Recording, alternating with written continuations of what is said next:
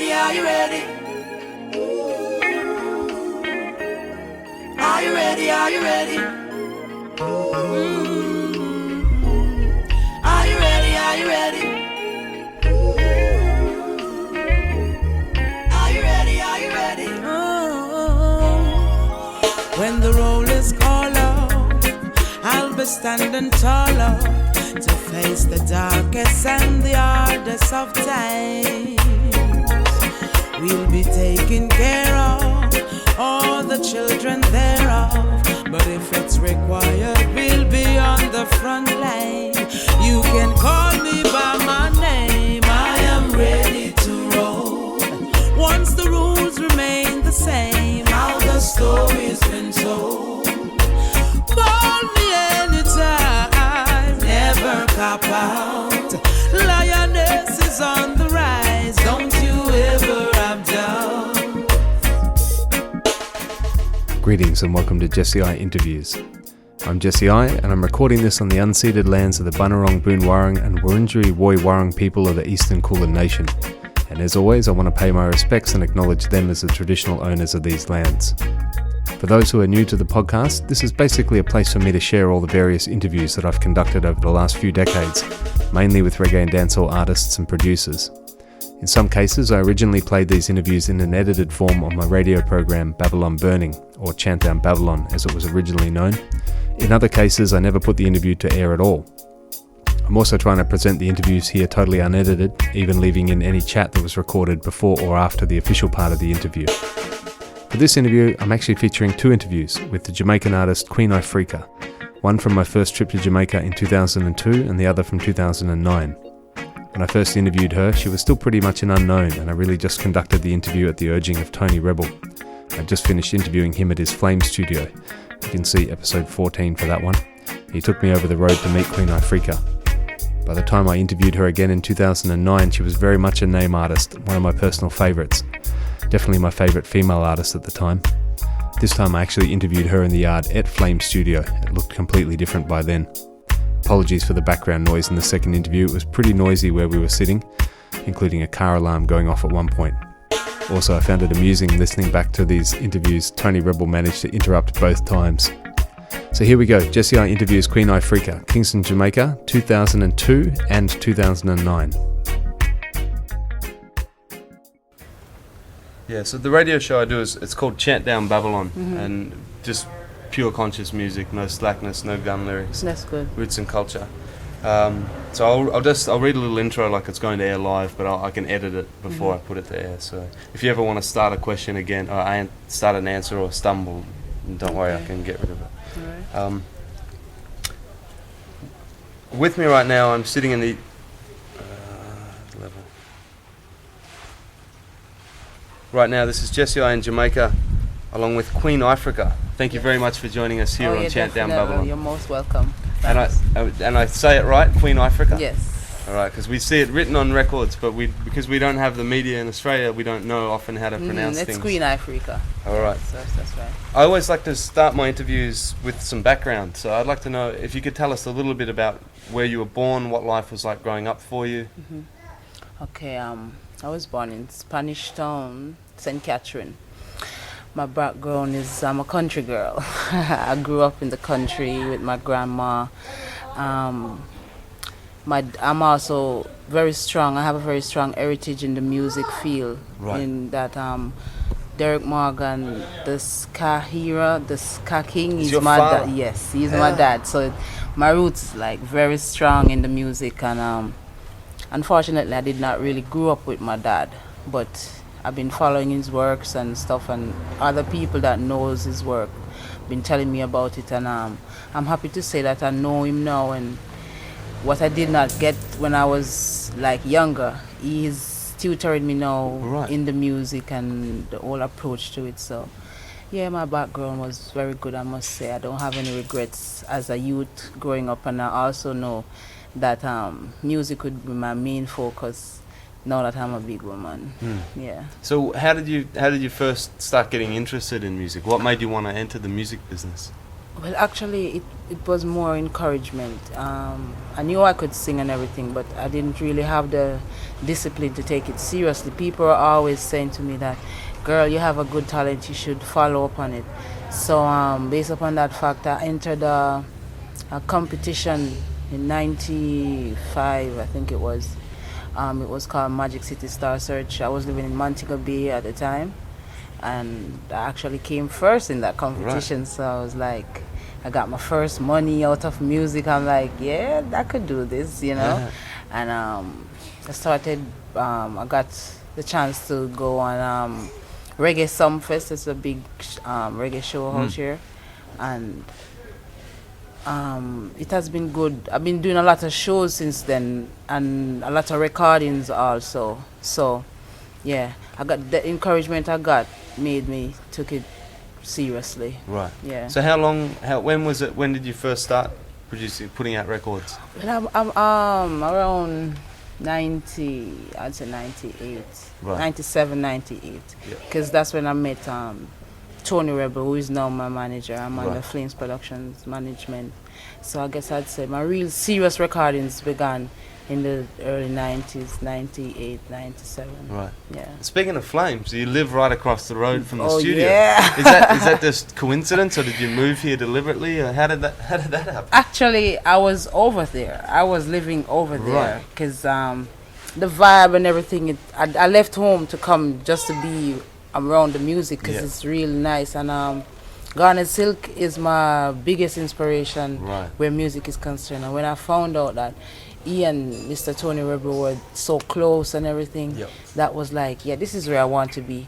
This is the kind of music I want to be doing.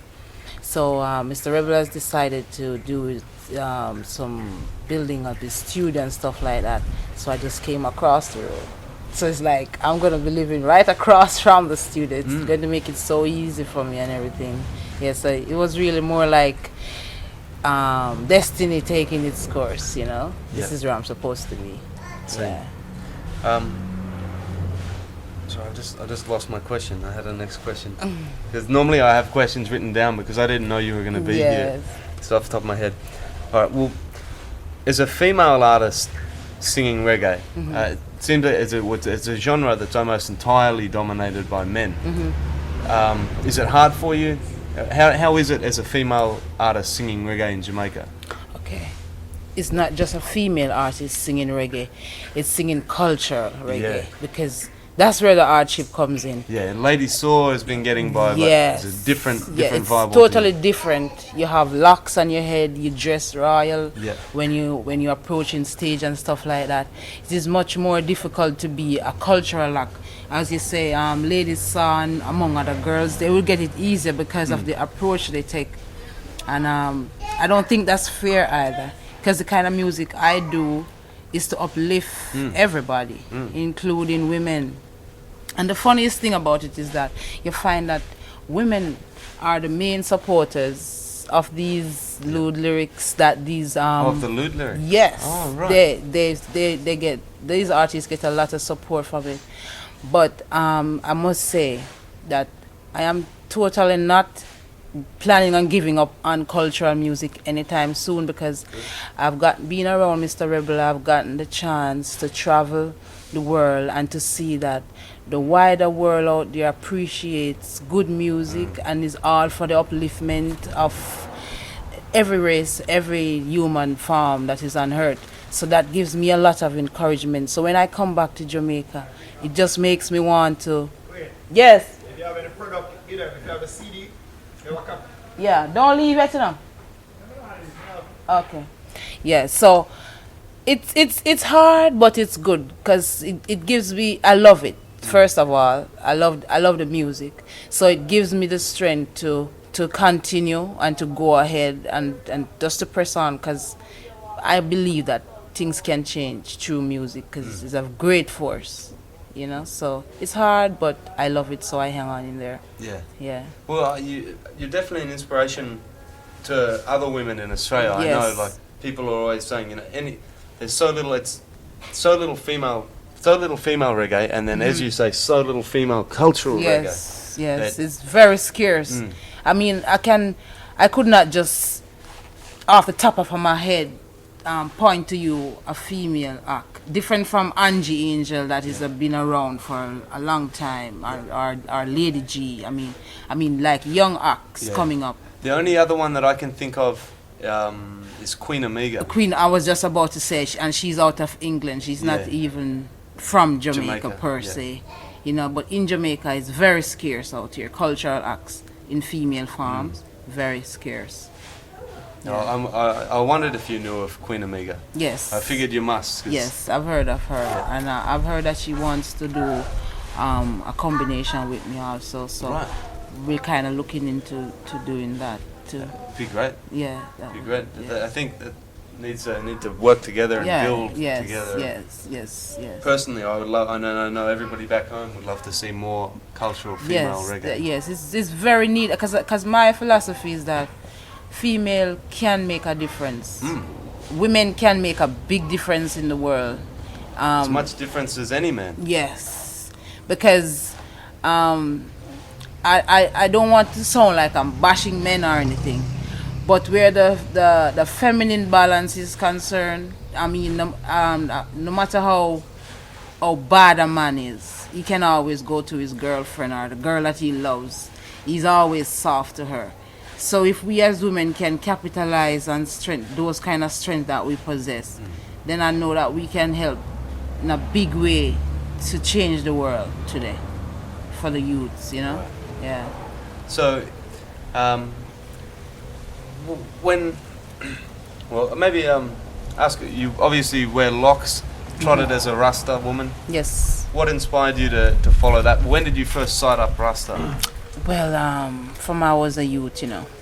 Actually, I grew up in the church with my grandma and everything, and my mother, she's a Rastafarian, and also my stepdad and my little sisters. But the thing about it is that they are not what you'd call Haile Selassie Rastas. Right. They have the locks and stuff like that. They don't really see Haile Selassie as the creator of all things. So I wouldn't say that they were my inspiration. I think I got this. I had to do it. I got a calling from His Majesty.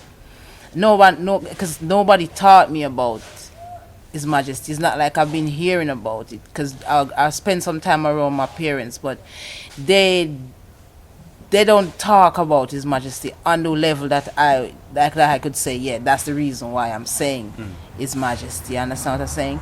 But I'd say it's a definite calling, and I know that I had to be different from the world, and it gives you more discipline too as a Rasta woman, because there's a lot of things out there in the world that are so tempting. It is sickening to the mind. There's so many temptations out there for a female, that so many new hairs, so many new nails, new dress clothes lines and stuff like that.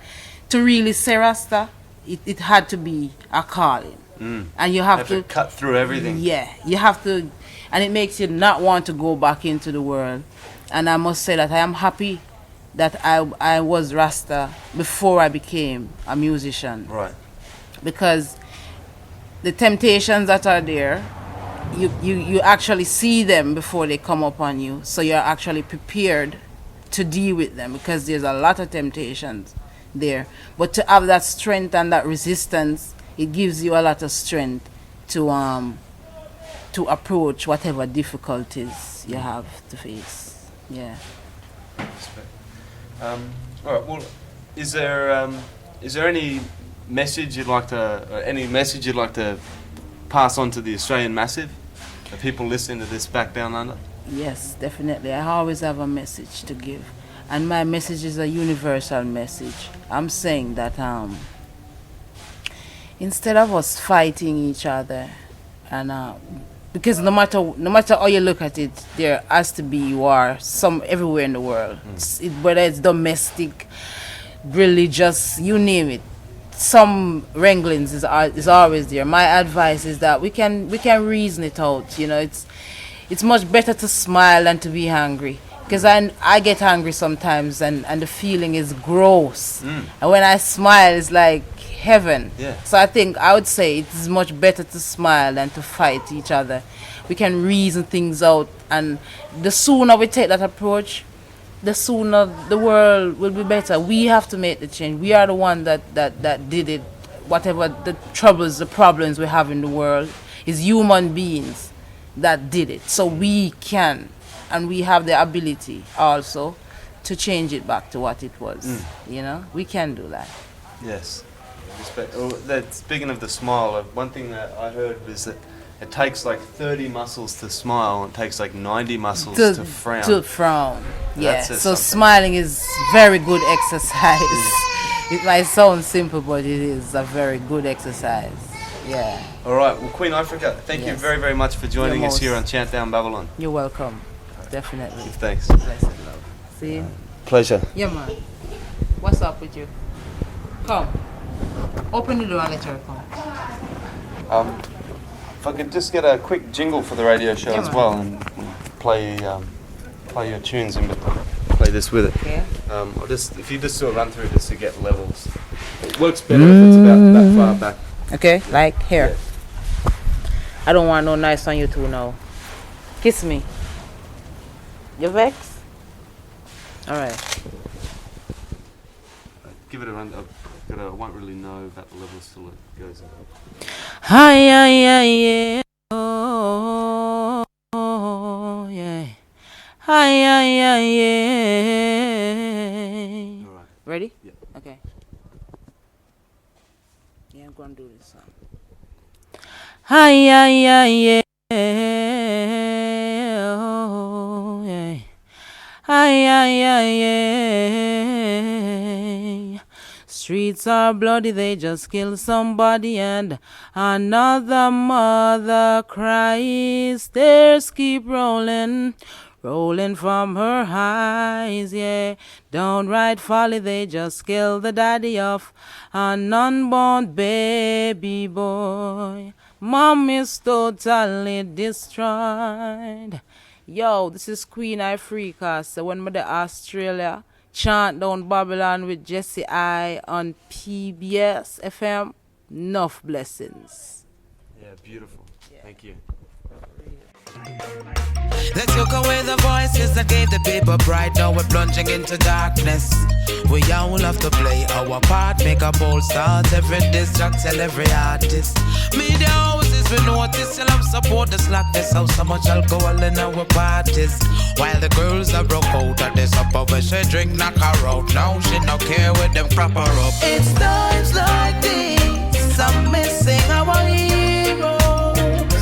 Times like these, I really wish they were around. Shouldn't have to be like this. Marcus Garvey, we know so you try your best, but we have figured out the rest. Right now, I'm here at Flame Studio in Kingston, Jamaica with none other than Queen Ifrica. Queen Ifrica, give thanks for joining us here. Yeah, man, it's a pleasure to have you here. I always like to start my interviews. I have interviewed you before, but I'd like, for the people that missed that interview, I'd like to go back to the very beginning and ask you about what life was like for you growing up in Jamaica and the early days in the music business, how you came to first enter the music scene. Yeah, life was very interesting growing up for me. I was born in Spanish Town and raised between St. Mary and Montego Bay.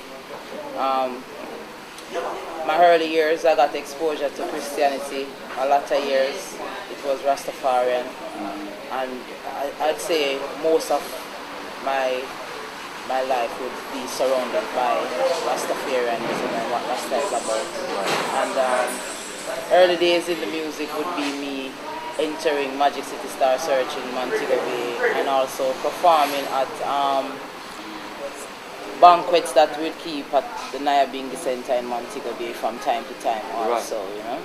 So how old would you have been in those times when you first started performing? I'd be in my late teenage years, right. Yeah. Okay, what about Flame Studio and the link with Tony Rebel? Because Tony Rebel first carried me across the road to meet you the first time. Yes. Tony Rebel I met in 1998 at a stage show in Montego Bay that was commemorating the death of Garnet Silk. We just went there as a patron just to enjoy ourselves. However, some of my friends wrote my name down and I ended up on stage and ended up singing about 4 or 5 of his songs because everybody was missing him so much, and then I loved him so much, so I sang his songs with that type of sincerity and everything. So when I came off stage, a brother that was at Flames at the time took me to meet Rebel. He told me that I sounded like Garnet Silk on stage, and he invited me to come here, and this is where I've been throughout my journey. Right. Yeah. Well, in the time since I first met you and now, your career's really taken off. You're really bust. So when was it that you realized you really hit the big time in Jamaica? I know I don't really realize it. Honestly, still, it's like every time I get a rhythm to write a song for, I try to use that moment to make a mark, to say, okay, this is my opportunity to do something with my talent. And so I write from there. I write from that aspect of it. So when it goes out there, and everybody loves it like the way they do, it makes it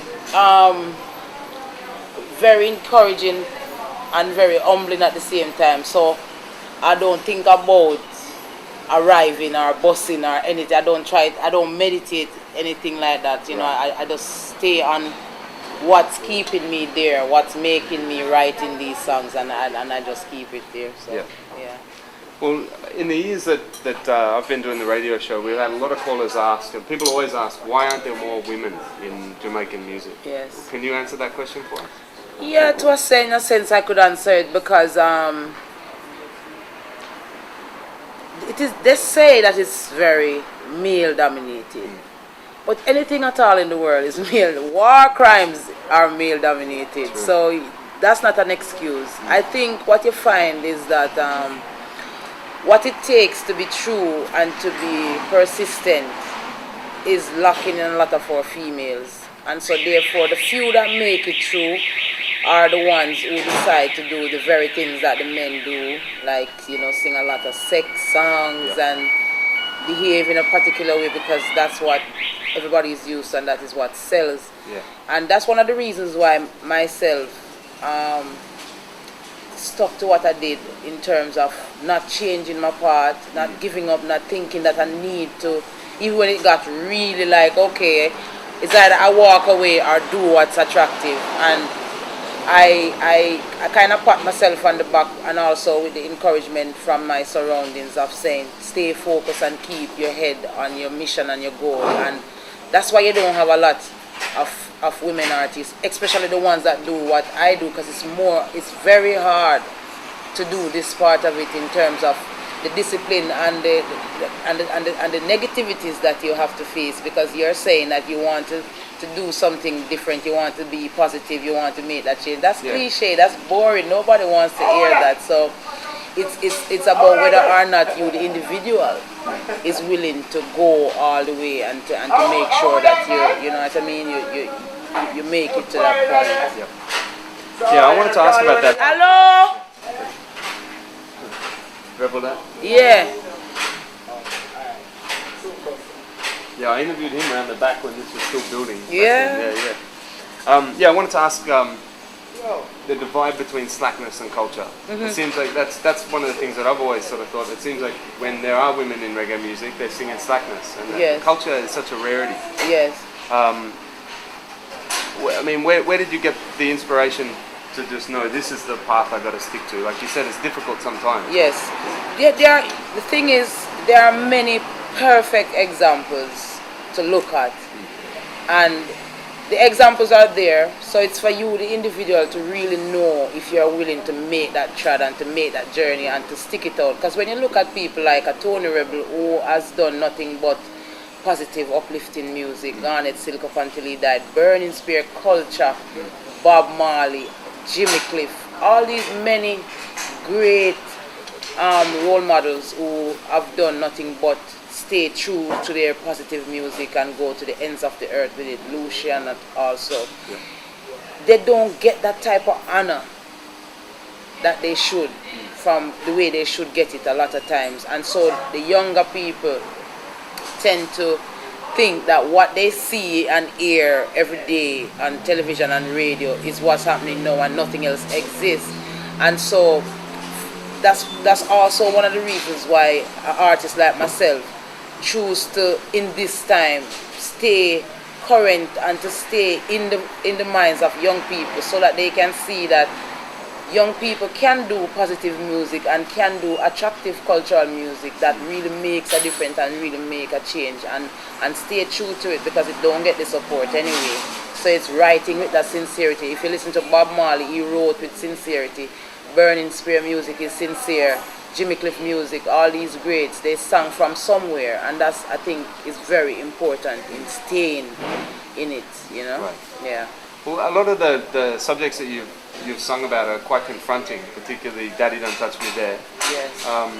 It seems like messages like these can make a lot of people uncomfortable, but at the same time, certain things have to be said. Yes. How do you feel that the balance is there with those sort of messages? It's about making that sacrifice. I always love to say that the world is made up of 7 billion or something of us, and out of that 7 billion or something of us, a couple million was given the opportunity to have beautiful singing voices, or DJ, or to work on in media or whatever. It's something that was given to in order to form a team. And if you're not true to that, then it's like your talent is what you get from the Almighty, and what you do back with it is your gift back to Him. And so therefore, you could sing something that everybody could, I love my alcohol and it makes me feel good, but at the same time, it would be better to say alcohol really makes you sick and it messes up your kidney. That's giving of yourself. That's not just using music for entertainment, but for education also. And so, because we go into it with that mindset to say it's giving back like a social worker through music, then it makes it easy to do topics like Daddy and Don't Bleach and Make We Grow and all these what they call controversial topics, which should be priority topics. You know. Yeah. Well, the latest one, Round the Corner. Yes. It's like a response to Vibes Cartel. Yes. Virginia Well, that's what they're trying to say. I more see it as we using the language of the people to benefit in the way we think is best. And it's all good to say we do stuff for entertainment and we're just trying to entertain, but there are people who live these realities. The things that you sing about and joke about and can say, you're just doing it because it's music. People are actually experiencing these things, and they love it when people like ourselves, artists that they love, speak on their behalf and really remind them that they can be better people. Doesn't matter where you're from, doesn't matter how much trouble you're giving your parents, you can't stop.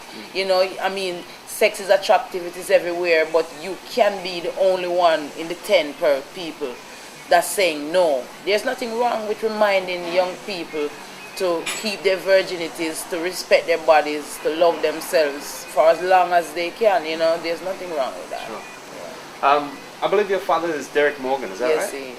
So how does he feel about the song Daddy? Like, is that singing about him? Well, I met him in my 20s, right. so he's off the hook. Yeah. The thing is, we live in a society where, in order to get your message across, you have to really do what the politicians do and the phone companies do. They go into your households, and that's where they work from. That's what I do in music. Right. In our households, there are the realities of incest taking place, of abuse in whatever form. When you hear a daddy playing on the radio and you are a child molester, it makes you want to think about what is. You don't get off the hook so easily. And that's what I try to put real emotions. And I knew that when I sang it the way I did, the media will ask if it had happened to me, because that's what's bringing them, that's what they gravitate to. They love the negatives. Queen Ifrica was molested. It would be nice, because at least many girls who have experienced it would have said, okay, she's a celebrity, we love what she does, and she was molested also. Oprah can say it. We saw Queen Latifah came out the other day and spoke openly about being abused. It's just giving a voice to the voiceless. You know, a lot of people go through stuff, they want somebody to talk for them, they want to believe that somebody here care, you know, and that has been the response for songs like those. Right. What about balancing life as a mother and an artist? It's very difficult because I have problems in my very household with my kids in terms of a lot of parents try their best to raise their kids in the way they think is right for them, but they have to leave the house and they go out into society, and then it's like you're fighting a battle of keeping them in the straight and hoping that you could make another one of you to go with them when they go out into the street. My son is 15 years of age and he gives a whole lot of trouble. You know, he's smoking at school, he's getting into trouble. So it's like, I don't like to speak as though I have all the answers. I think it's more all of us finding ways in how we can strengthen each other. You know, you have a fault, I have a fault. We try to find out how we can together reason about it and help. Because it's the village that it takes to raise the children, and we need to get back to that, you know. So you just released your latest album, Montego Bay, and Lioness and the Rise, the singles from it. What's coming next for Queen Ifrica? Well, I went to Paris about a week ago to do a video with Bob Sinclair. He's a brother in Europe that does house. Oh, I heard music. the tune. I heard the tune already. That was a very good experience to work in that type of environment. That's not necessarily reggae that you're used to. And also we have a whole lot of shows, and also we have some more albums for VP Records. So it's about getting your mind in gear to make this one a little better than the one before. Right. Yeah. Well, we're looking forward to more. Yes. Before we let you go, is there any message you'd like to pass on to the Australian people? Yeah, you know, I want to come to Australia. Everybody always wants to go to Australia. I love the spirit of Australia. I love the fact that as much as Rasta is all the way, like you'd say in Jamaica, as the root, I see a kind of rootsy environment, you know, coming out of that country. So, and I love the fact that roots reggae music is still alive and is still appreciated, because I think there's a fight and there's a struggle to undermine what that roots one drop feeling does to the world. And when countries like the IDM country can still embrace that aspect of the music and still love it, we give thanks. It's just, I know there are poor people in Australia that don't like the government, that don't like the police, that think that they should have better living, better standards of life. It's everywhere in the world. It's just to keep the message of self-respect and self-love and strengthening each other against the system, because the system is designed to divide us and to make us look at each other as if we are not worthy to live alongside each other, even in poverty. And so it's for us to understand that as poor people, we survive in poverty, and all the beautiful things that we come up with in terms of how we create our culture and how we formulate our lifestyles come out of being among each other. So it is always good to go back to that source of togetherness, you know, no matter how poor you be and no matter how the system tend to keep you in that suppression, you know. All right, Queen Ifrica, give thanks. You're welcome. Blessed love. Sounds good. Thanks. Good, thanks. Yeah, that's great. Thank you.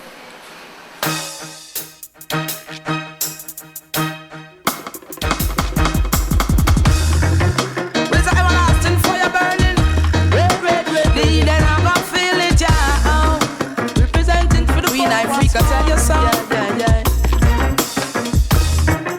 It's everlasting to want hear the kettle drum them here. Red.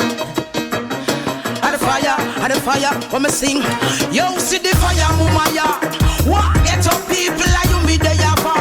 Yeah, ready right now fi take it and start send on the food. Now we need somebody can fi we belly dirty talk, but baby still a man.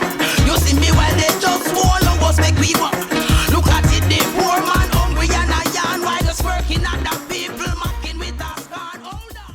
Queen Ifrica speaking to me there in 2009, and before that in 2002.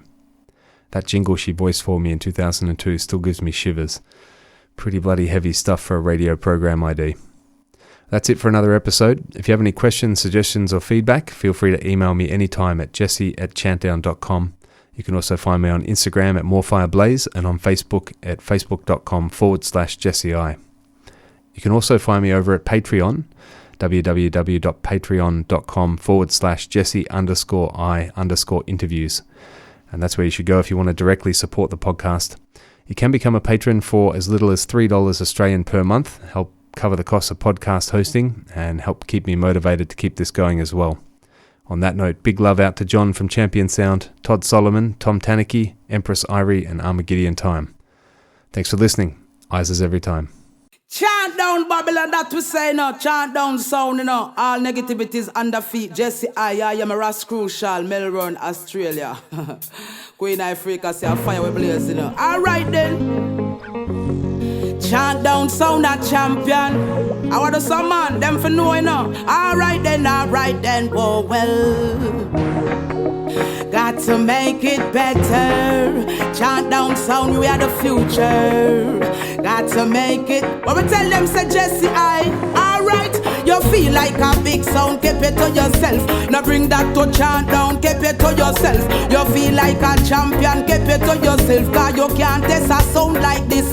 You can change the laws of man, but you can't change the laws of sound clash. Chant down in the dance, the girls are ball. Oh gosh, one test with sound, I must see frost them sound, they not happening. Jesse, I don't want no fishing away. I tell the stress of my son, back on my father, we greatest. The situation kind of very ticklish. Chant down a kill sound from city to city.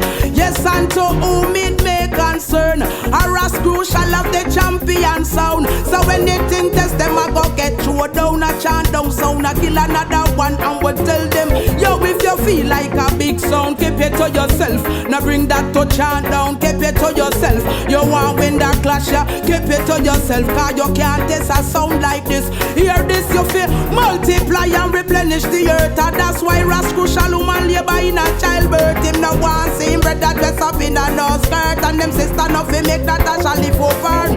As a big sound chant down, put Jaja first. If it because 18 is a blessing, not a curse. Lightning and thunder bound to make the cloud burst. And dust the music chant down, play quench the people them thirst.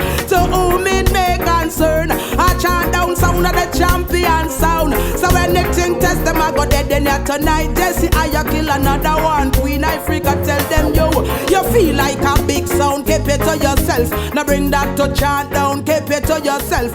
One win that clash, yeah, keep it to yourself.